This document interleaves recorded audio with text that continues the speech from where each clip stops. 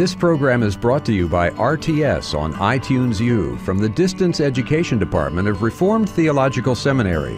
For more information on RTS degrees and programs, please visit us at www.rts.edu or call 1-855-854-6920.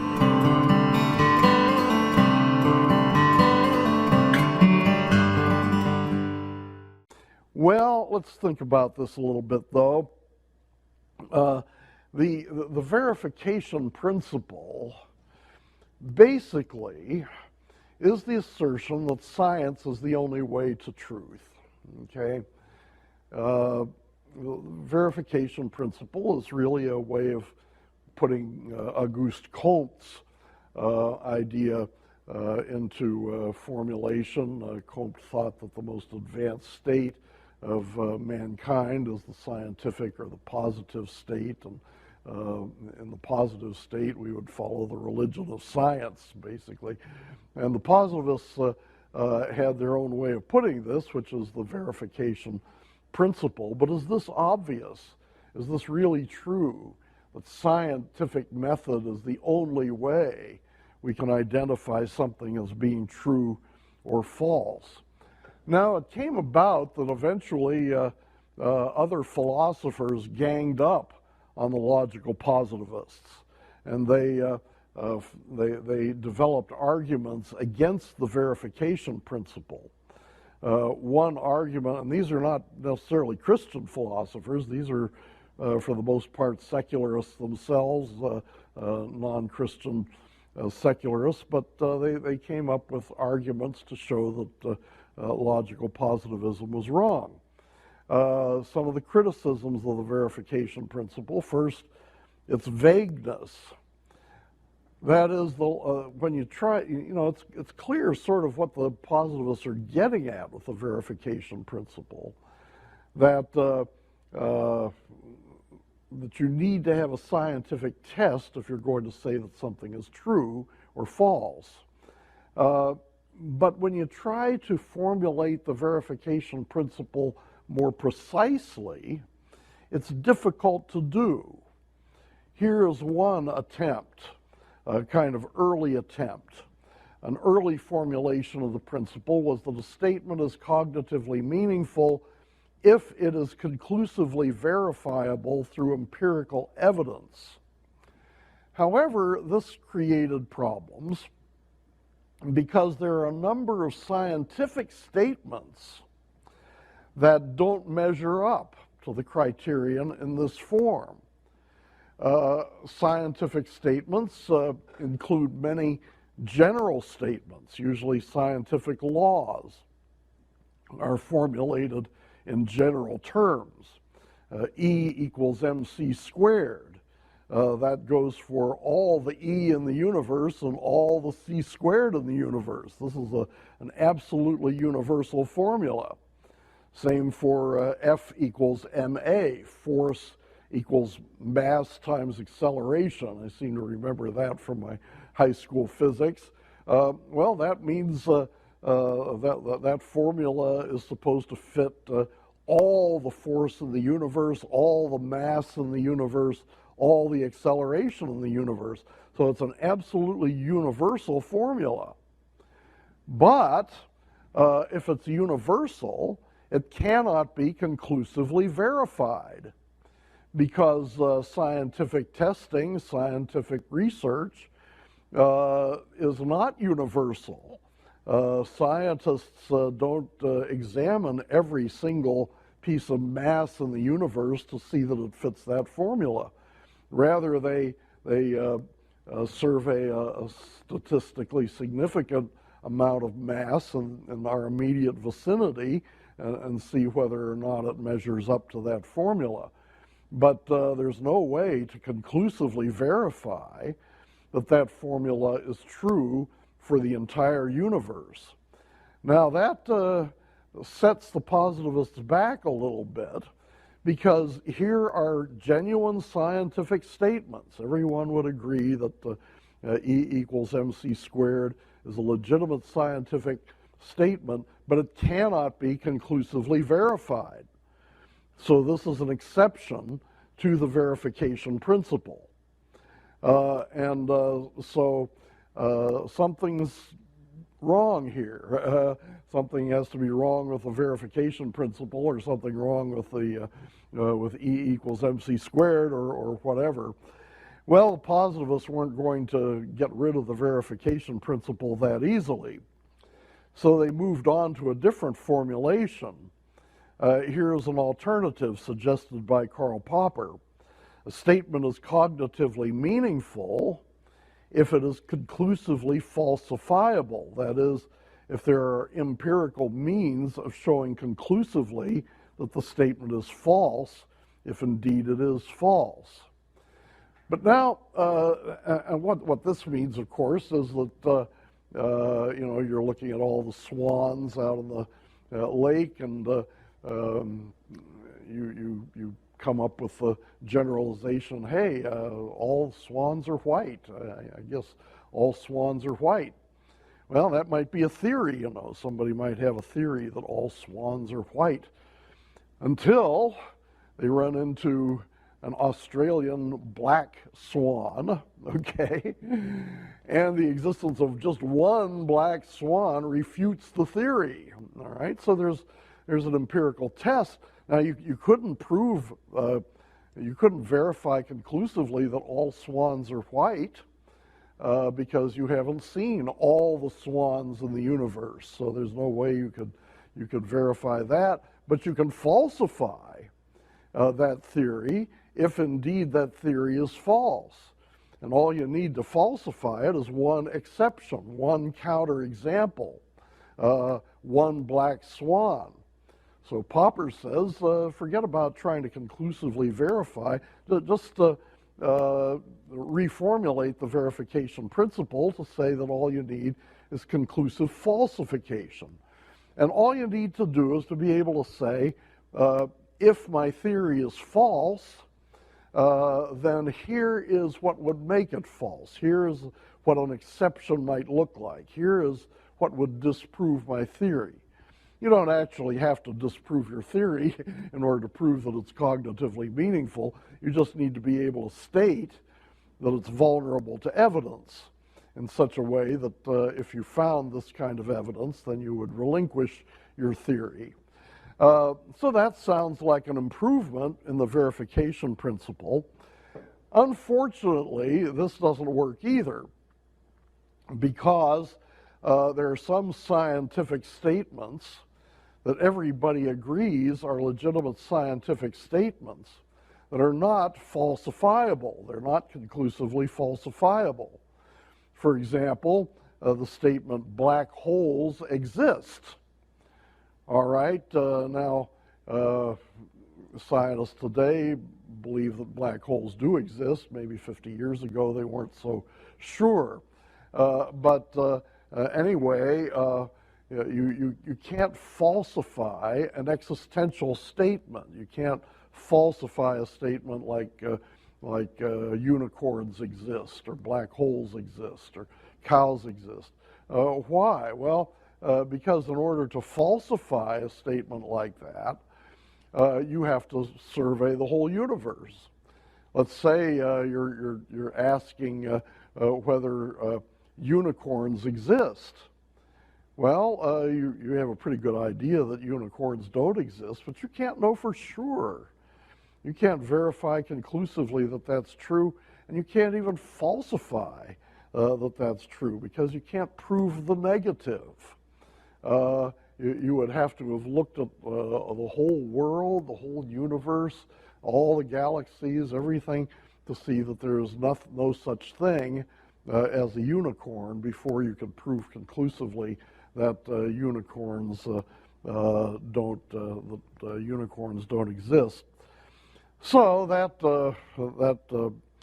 alternative to the verification principle proved to be faulty. Now, here's a third version of the verification principle.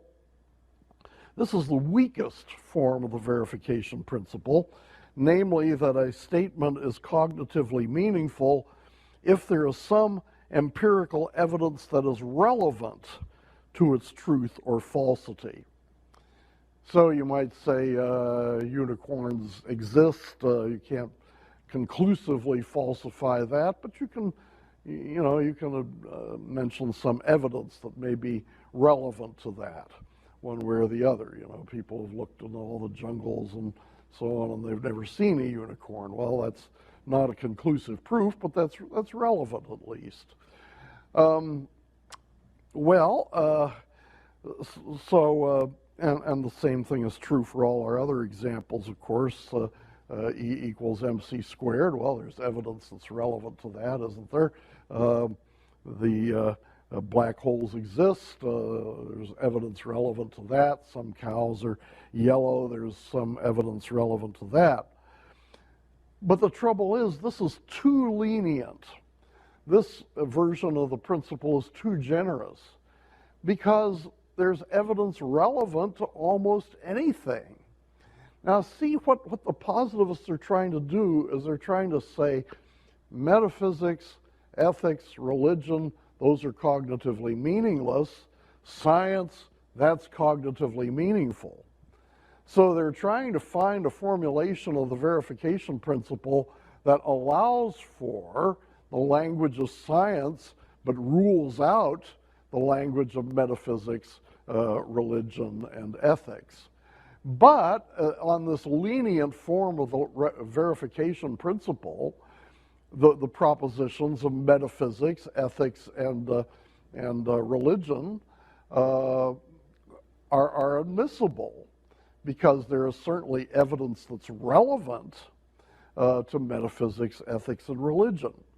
What about the Hegelian absolute? Well, Hegel would say there's evidence that's relevant to that because of the structure of human thought.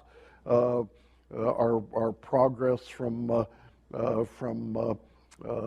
ignorance to truth presupposes that there is something behind the whole process of truth that leads us on. Now, positivists might not think very much of that evidence, but at least Hegel would say, yeah, there's some evidence that's relevant here. Same thing for any kind of metaphysical statement, pluralism or monism or dualism or any view of the universe. Same thing for ethics. If everybody stealing were okay for everybody, then think of what a terrible world it would be. May not be a conclusive argument that stealing is wrong, but it is evidence that's relevant. And what about God? Well, Thomas Aquinas' argument for the existence of God may not be a conclusive argument. I mean, the positivists at least would not have accepted that as an argument for the existence of God, but it certainly is evidence, isn't it? The idea that we have chains of causality in the world, and we would expect that those chains of causality lead somewhere. That is relevant evidence that might possibly or probably suggest the existence of a God. I'm not agreeing necessarily with Aquinas on that mode of reasoning. I'm just trying to defend him for the moment against the positivist challenge. So the third formulation of the verification principle doesn't discriminate, doesn't give you a clear notion of what's meaningful and what's not meaningful. It doesn't give you any reason for saying that scientific language is meaningful while metaphysical language, ethical language, and religious language are not meaningful. Now that leads to another criticism. This first criticism is that the verification principle is vague and that it doesn't accomplish what it aims to do. A second criticism, and I hope you're beginning to see this already without me having to formulate it for you, the second criticism is that the verification principle is arbitrary. See, it might look at first as though the verification principle is a straightforward attempt to define the term meaningful as people normally use it.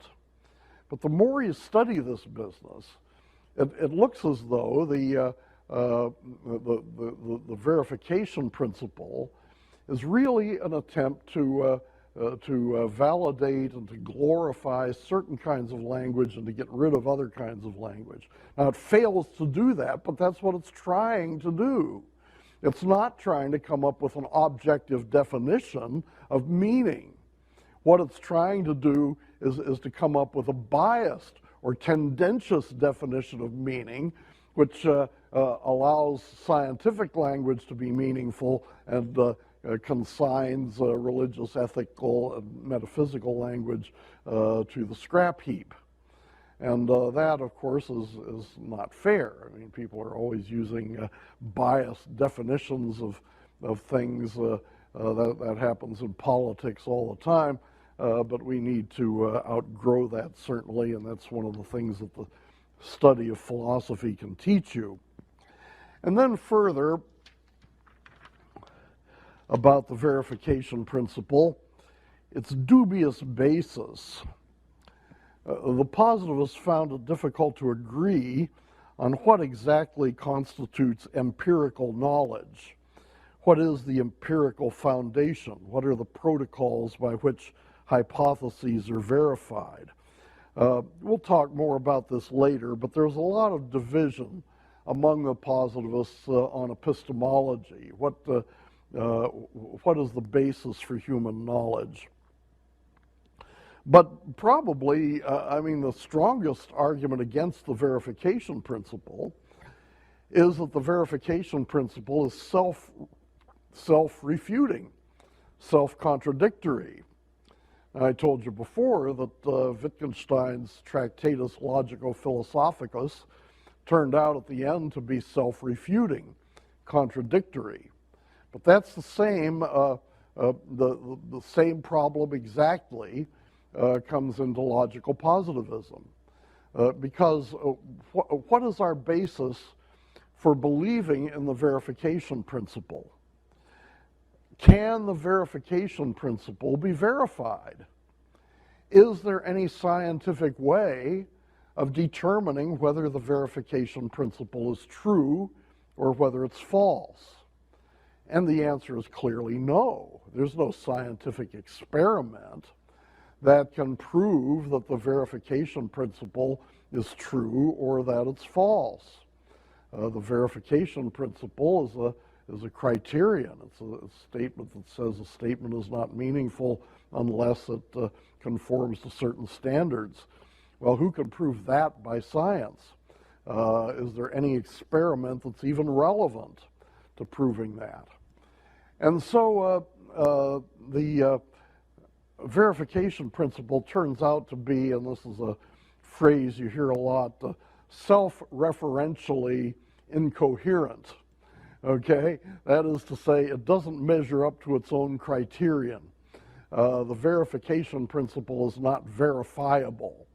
It doesn't measure up to its own standard. I think this contradiction arises from what I've called the rationalist-irrationalist dialectic. The positivists are rationalists because they tried to reduce all meaningful utterance to their rational scheme. But that rational scheme turned out to be irrational. It turned out to be vacuous and trivial, defining a concept of cognitive meaning that did not correspond with any concept actually used in science or anywhere else, self-refuting and arbitrary. In the final analysis, the verification principle was a faith commitment. And Alfred Jules Ayer, who wrote one of the most persuasive books on logical positivism back in the 30s, in the 40s, he was replying to all the criticism that the verification principle received, as such as this one. You know, what is the actual basis for believing in the verification principle? Well, Ayer said, actually, what the verification principle is a convention. Okay? It's an agreement between a number of people to use the word meaning in a certain way. Okay? Well, that's fine, I mean, you can agree to use the word cookie to mean lizard if you want. You can agree to make anything mean anything, but that, of course, doesn't obligate anybody else to use it that way. And certainly, this is not a way of charting the normal meaning of the word meaning as ordinary people use it. So this becomes very subjective, mere convention, people agreeing to use a term a certain way. Therefore, meaning and verification are the same thing. Well, that's certainly bogus, certainly illegitimate. But now, so basically logical positivism died of these criticisms. It doesn't very often happen. I mean, it would be very strange for somebody to say that Platonism died or that somebody refuted Aristotelianism.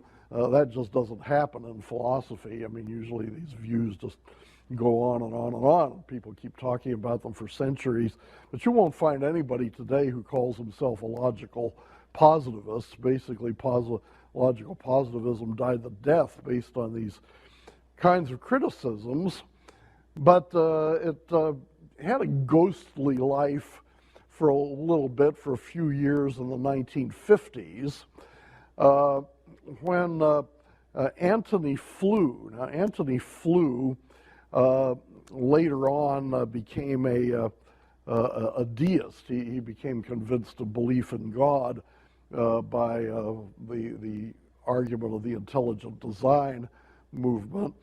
But in the 1950s, Antony Flew was an atheist and a militant atheist, and he wrote an article called Theology and Falsification.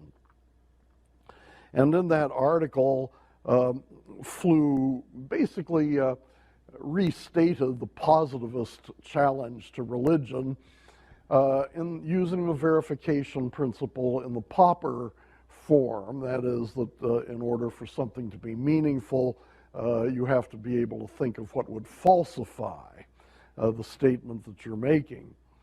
Well, what would have to happen in order to make you abandon your belief in God? You say that God exists. What empirical test would force you to abandon that belief? What would make you say that belief in God is false? And if you can't think of anything, if you can't think of any way of falsifying the statement God exists, then how does God exists differ from God doesn't exist? I mean, if there's no evidence to decide that this one is true and this one is false, if there's no evidence, if there's nothing that would falsify this one or verify this one, if there's no evidence that's relevant, then really what's the difference between the two? What's the difference between saying God exists and saying God doesn't exist? These don't make any factual difference. The world is no different whether God exists or whether God doesn't exist. That was Flew's challenge, and again, a lot of the Christians became terribly frightened about this. It seemed like a very radical critique of Christianity. Well, I addressed this issue in an article that I wrote called God and Biblical Language. I published that back in the 70s, and I believe it's been reprinted in my book as an appendix to my book, Doctrine of the Word of God. Top of 229, response to Flew. From a Christian perspective, Christianity is verifiable. Why? Well, because the heavens declare the glory of God and the firmament shows his handiwork. Psalm 19. Romans 1, God is clearly revealed in the things that he has made so that people are without excuse. So there's evidence, and the evidence is certainly relevant. In fact, the evidence is more than relevant. All of the facts speak of God, and they speak clearly of God. So there certainly are facts that are that unquestionably point to God's existence. However, then why do we get into this problem with flu and people like that? Well, number two, what flu is trying to do is to falsify Christianity using a non-Christian presupposition, okay? He is assuming that the Bible is false. The Bible says that God is clearly revealed. Flu simply denies that. And he says, where is the evidence? And when he says, where's the evidence, what he means is, where is the evidence that's acceptable to a secularist? Where is the evidence that's acceptable to a non-believer? Well, Christianity resists falsification from non-Christian assumptions because Christianity demands the status of an assumption, demands to be presupposed, demands to be assumed. And therefore, Christianity claims the right to determine what is good evidence and what is bad evidence. Now, Flu also makes that claim because he rejects the evidence that the Bible mentions. Flu is saying if you're going to come up with evidence, you have to come up with evidence that's acceptable to a non-believer. I think it's perfectly legitimate to turn the tables on somebody like Flu and say, we are Christians, we have our own concept of what constitutes evidence, and if you want to show us that God doesn't exist, you provide us with evidence that will prove from our standpoint that God doesn't exist. Flu's verification principle is a presupposition. We've already talked about that. It's a convention, and if you want, it's in the same boat as Christian presuppositions. Nobody looks at the evidence without a presupposition. That's what Bultmann said. Nobody looks at the evidence without some bias, without some assumptions. But Flu, of course, has an assumption that by rejecting God, by rejecting the source of all meaning, makes predication impossible. For the next hour, I want to look at the third form of British and American analytic philosophy. This is called ordinary language philosophy. So we've talked about logical atomism, we've talked about logical positivism, and now we're talking thirdly about ordinary language philosophy. This ordinary language philosophy is connected with the name of Wittgenstein. We talked about Wittgenstein's early work. We talked about his Tractatus Logico-Philosophicus. And now Wittgenstein, remember, he has been absent. When the cat's away, the mice will play, right? And the positivists came along and kind of developed their own hyper-scientific version of the Tractatus, but that version fell apart just as the Tractatus had fallen apart. So, and Wittgenstein was never a logical positivist. He just probably watched what was going on with some bemusement. And then he comes back to philosophy. And there's an interesting story about how that happened, and I'm not going to go into that with you here. But in 1929, Wittgenstein returned to philosophy after some years of silence. He had been rethinking the ideas of the Tractatus, and after a few years, he developed some rather different approaches, and these different approaches are what we refer to when we speak of the late Wittgenstein. Most of Wittgenstein's writings after 1930 reflect this new approach. The standard work is the Philosophical Investigations. This is a book that was not published until after Wittgenstein's death, and he did not complete it. There are parts of it that he wrote, and then there were all these little sayings that he kept in shoeboxes and whatever, and it's not clear. It's kind of like Pascal's pensées. You don't know quite where all the sayings were supposed to fit in the connected argument, but the editors have made their best judgments, and so you can go out and buy a copy of the Philosophical Investigations that has all these sayings in it, but it's kind of like Pascal's pensées. Some of the it's all kind of disconnected sayings, numbered 1, 2, 3, 4, 5, and some of them are only 2 or 3 lines long. Some of them are maybe 1 line long. Some of them go on for several pages. So this is interesting, but the earliest indication of the late Wittgenstein is a collection of books called the Blue and Brown Books. These were lectures that he delivered to his students about 1933, 34 or so. And if you're interested in learning more about Wittgenstein's later work, it would probably be best for you to begin by reading the Blue and Brown Books.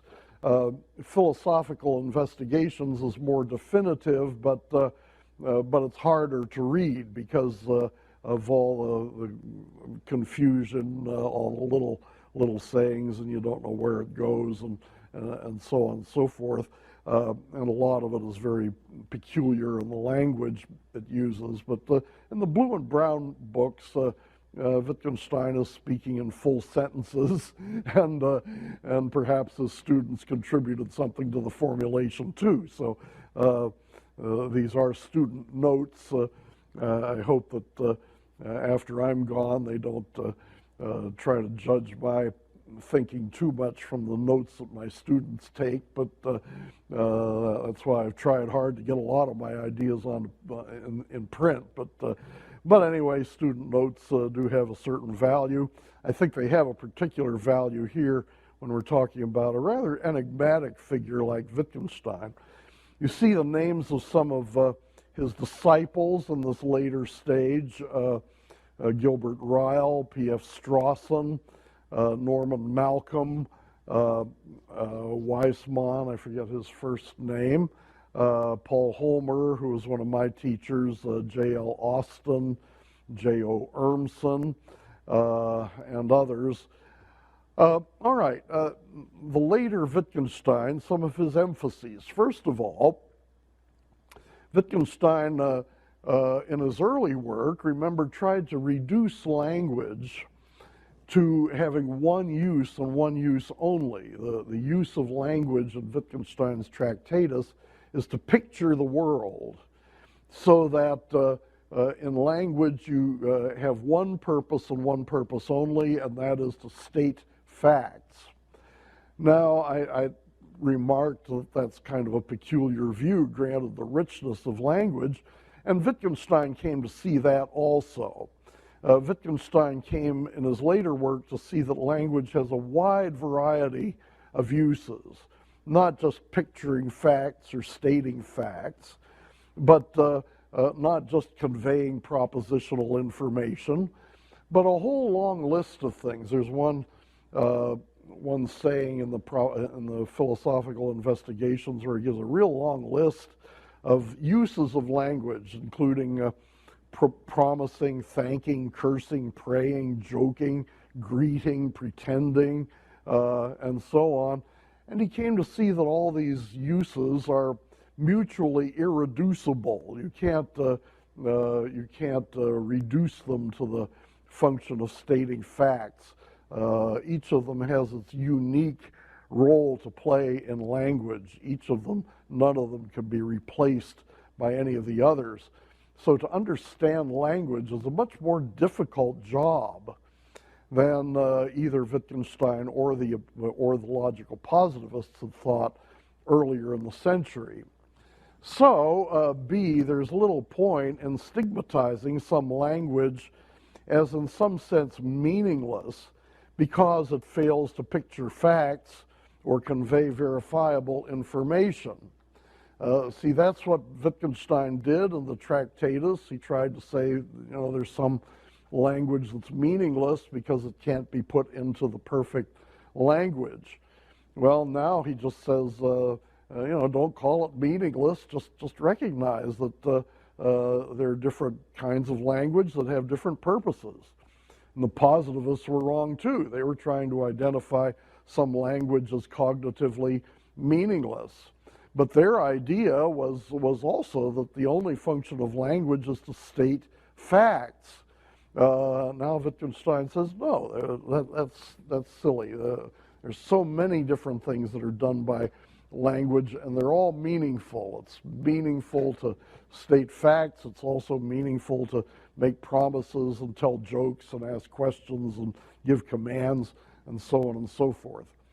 So the new thinking of Wittgenstein rejects now the notion of a perfect language, which is such an important idea to the Tractatus. Now Wittgenstein says that there is no language that is perfect for all purposes. Let me get this. There's no language that's perfect for all purposes. Some language is perfect for some things, but not perfect for other things. And some language, of course, is imperfect for everything, but that's would take us too far afield. D, in general, the meaning of language, this is what we've been talking about for this whole century. What is the meaning of language? How does language come to mean? That's an interesting problem, Language are marks on a page, right? Or sounds that go through the air. And yet somehow these particular sounds and these particular marks convey meaning to us. How does that happen? How do words acquire meaning? In the earlier part of the century, Wittgenstein and the positivists thought that language has meaning by referring, kind of like there is a hook between a sentence and a fact. But in this later period, what Wittgenstein says is that the meaning of language in general, now the term meaning can be used in many ways, but usually when we're asking what do we mean by meaning, okay, usually when we ask what is the meaning of language, we're referring to the use of language. In general, the meaning of language is its use. All language is meaningful if it has a legitimate use among some groups of people. Okay, so this is kind of a pragmatic view. We use language for a purpose. Wittgenstein used examples like this. When I'm on a construction site, I'm the foreman and I say slab. And what I mean is that he should picks up a slab and brings it to me, and I do something with it. That's a transaction, you might say, that uses language, all right? And Wittgenstein says that's a language game, all right? It's a human practice in which we use words. And what about the word slab there? Does the word slab refer to one of the slabs on the ground? Well, maybe there's an element of that in it, but actually no. I mean, the slab is simply a way of starting this game. It's a way of starting this exchange, this transaction. It signals the other person that he is to pick up a slab and bring it over. Okay, it's not just a noun. There's something in it of a command. There's something in it of like play ball. It says let's do this thing that we're supposed to do. So language has that kind of thing too. So language has a use, and now Wittgenstein is prepared to be very generous about the meaningfulness of language, whereas he used to say, and the positivists used to say, that metaphysical language is meaningless. Well, the later Wittgenstein doesn't say that at all. He says if the metaphysical language is useful for people, if it has a use, then it's meaningful. Same for ethical language, same for religious language, same for any kind of language that's problematic. Now, there are a number of things that he talked about in the Tractatus that he no longer deals with. For one thing, he no longer thinks that there's any need to translate complex sentences into simple sentences, or to reduce vague language to more precise language. Now, you do those things when you're trying to come up with a perfect language, but Wittgenstein isn't trying to do that anymore. There's no need to make language absolutely precise. Let's say I'm in a photographer's studio, and the photographer tells me, stand roughly there. This is Wittgenstein's illustration. And I go and I stand more or less where the photographer tells me to stand. Now that's a legitimate language game. That's a language transaction. That's using language in terms of a human transaction for a human purpose. What does that mean, you know? I mean, you might say, well, that's imprecise to say stand roughly there. Shouldn't the photographer be more precise than that? Shouldn't he say, all right, stand 8 inches from the wall, or draw a square around me to tell me the exact limits of where I could stand and where I couldn't stand? Well, he might do that on some occasions, but that's not the purpose of the command that he gives me. Not to tell me precisely where to stand, but to tell me approximately where to stand. And that's okay. There's a lot of human language that's not designed to be precise, and in which precision is unnecessary. If you ask me my age, and I tell you I'm 73, 73 years, 3 months, so many days, so many hours, minutes, seconds. By the time I get down to milliseconds and nanoseconds, you're bored to death, and I haven't communicated anything to you. And besides, while I've been doing that, some more milliseconds have passed, and so it's impossible to give my age down to the nanosecond. But you see, that's just a game that we play. You ask my age, I give you a number. And we know what that means. We know how it's done, and we don't expect absolute precision. We know that in our work that only a certain amount of precision is necessary. I think that's a very good observation on Wittgenstein's part. I've often used that illustration when we're talking about biblical inerrancy. The Bible does claim, I think, to be the Word of God, and therefore to be inerrant, because God doesn't make mistakes. So the Bible is the inerrant Word of God, but there's nothing that tells us that the Bible is absolutely precise. The Bible is without error, but the Bible is not always precise. The Bible sometimes speaks in approximations. The Bible sometimes uses round numbers. The Bible sometimes gives you the general gist of something that happened rather than telling you every detail. And that's because the Bible is ordinary language for the most part. The Bible uses language that we speak every day rather than some technical kind of language that only scientists could understand.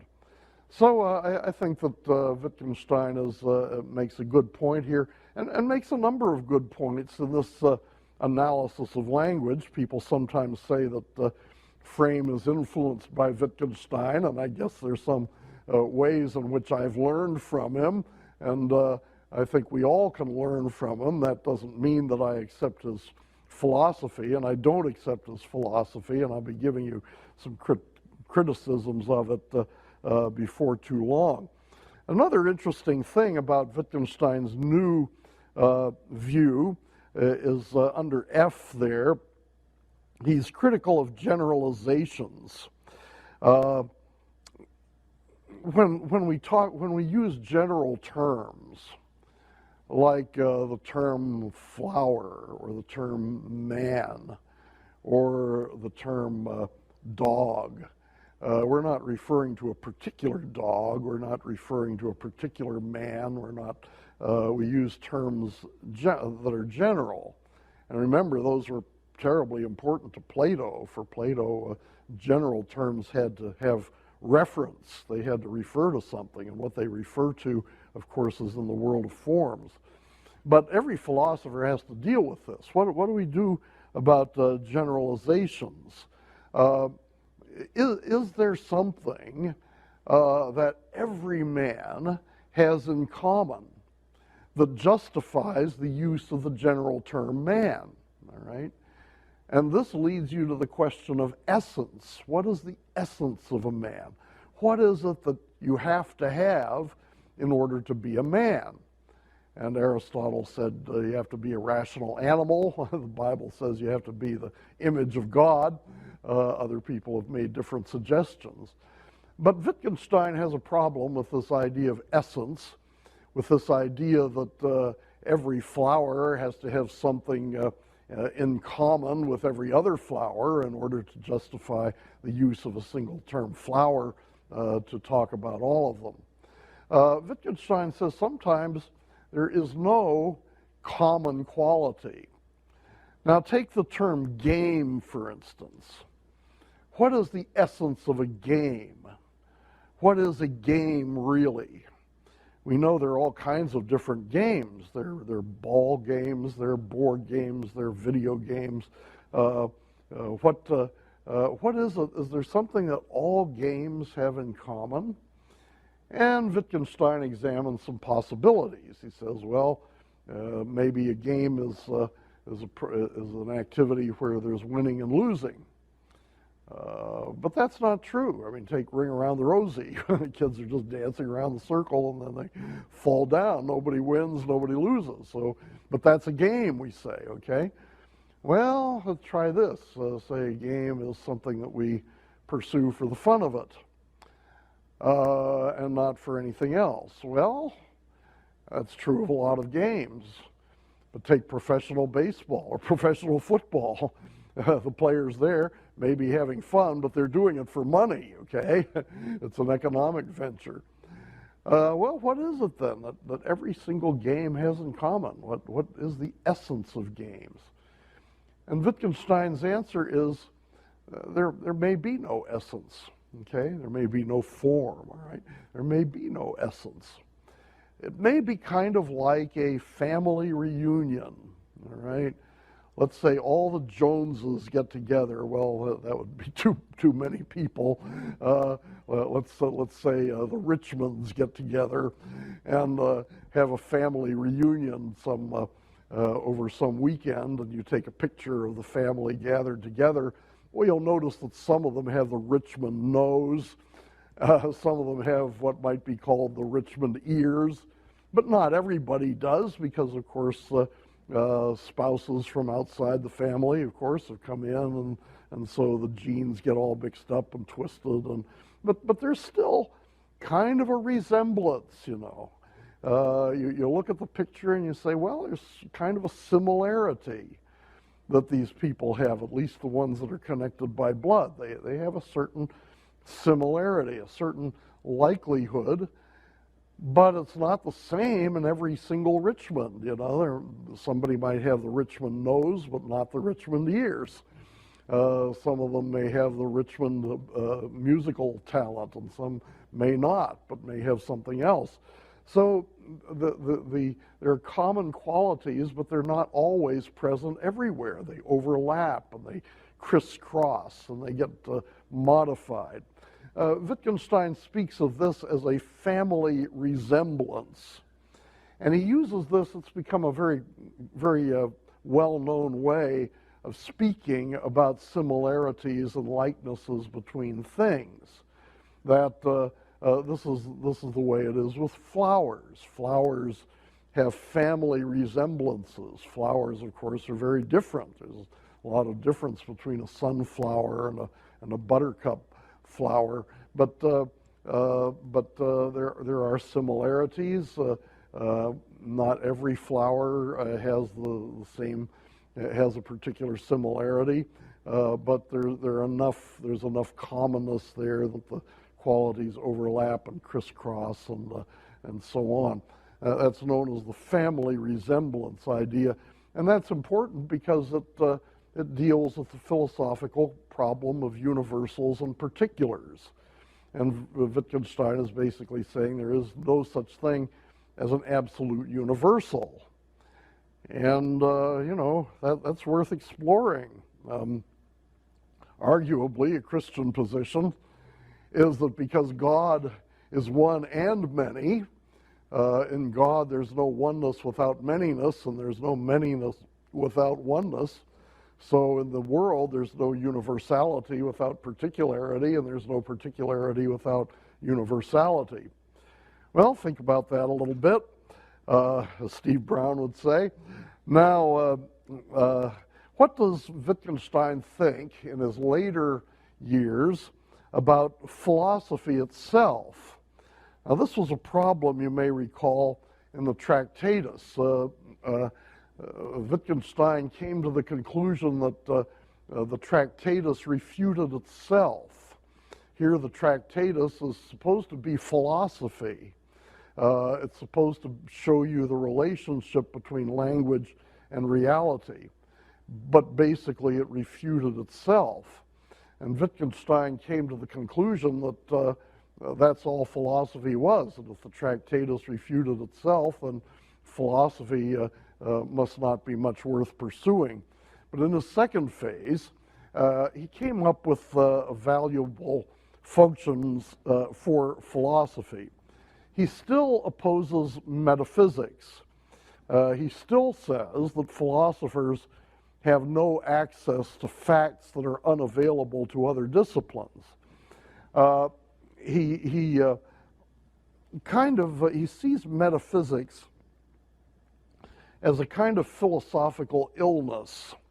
Very famous illustration of this, he begins the philosophical investigations with a quote from Augustine about time. Augustine says, quid est tempus, what is time? If nobody asks me, I know. If somebody asks me, I don't know. Wittgenstein used this as an example of the development of a metaphysical concept. Think about time for just a minute. I ask you what time it is, and you look at the clock on the wall and you tell me it's 10:25. In fact, it actually is about 10:25 as I give this lecture. That's a language game that we play with the term time. And there's no mystery about that. We all know what to do. When I say, what time is it? You look at your watch, or you look at your cell phone, or you look at the clock on the back, and you reply to me. And there's nothing mysterious about that. But let's say you say, all right, Professor Frame, it's 10:25. And I say, well, you're sure that's the time? And you say, yes, that's the time. And I say, well, how do you, what is time? Okay, what is time? Now I'm sounding like a philosopher. What is the essence of time? What is time really? All right, and then you start scratching your heads. You know how to play the game, but you don't know how to play the game of definition. Maybe you studied time in your physics class, and you can give me a scientific definition, but of course that scientific definition is pretty far removed from the way we use the term time in ordinary language. But Wittgenstein says, look, philosophers have come up with all kinds of metaphysical definitions for time, as if those metaphysical definitions tell us the essence of time, or tell us what time really is. And Wittgenstein says, no, that's bogus. That's illegitimate.